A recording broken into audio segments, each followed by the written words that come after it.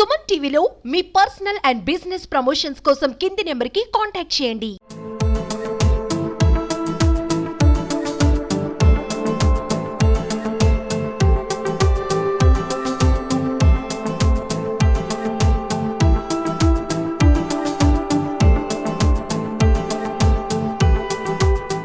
నవీన్ కుమార్, మాది సత్యసాయి జిల్లా పరిమిత శాసనకోట.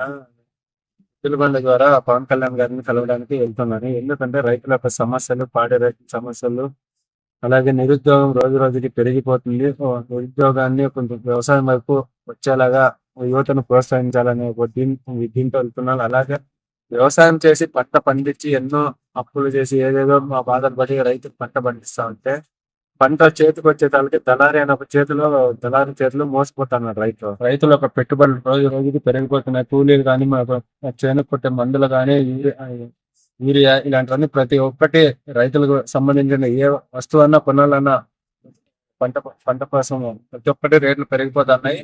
కానీ రైతు పండించిన పంట మాత్రం రేటు ధరలు అయితే రైతు ఇంకా అప్పుల పాలు అయిపోతున్నాడు. కానీ అప్పుల పాలు అయిపోతున్నాడు. సిటీలకు పోయి వాచ్మెన్లు, ఓటర్లు అలా పని చేసుకుంటున్నారు. ముఖ్యంగా ఇలాగే పాడి రైతులకు పాల ధర కూడా చాలా రేట్ పాల ధర చూస్తే లీటర్ 80 పాల ప్యాకెట్ చూస్తే 80 రూపాయలు ఉంది. ఇలా రైతులు పాడి రైతు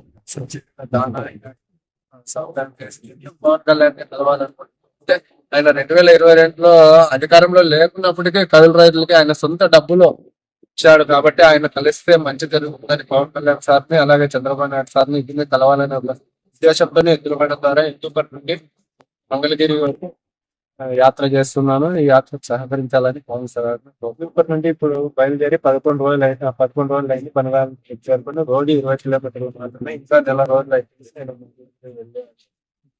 రైతుకి ఎందుకు పిల్లని ఇవ్వట్లేదు అంటే వ్యవసాయంలో ఆదాయం లేదు కాబట్టి పిల్లని ఇవ్వట్లేదు. వాళ్ళు కూడా తప్పలేం లేదు. వ్యవసాయం అయితే ఆదాయమే లేదు. వాళ్ళు పెట్టి చేసుకుని మనం ఎక్కడ వాళ్ళని అంత కార్పొరేట్ స్కూల్, హాస్పిటల్కి పోతే ఎంత ఖర్చులన్నా రోజుకి. అందుకే వాళ్ళు కూడా మనకి పిల్లని ఇవ్వట్లేదు. రాష్ట్రానికి రైతు వెన్నెముక అంటారు.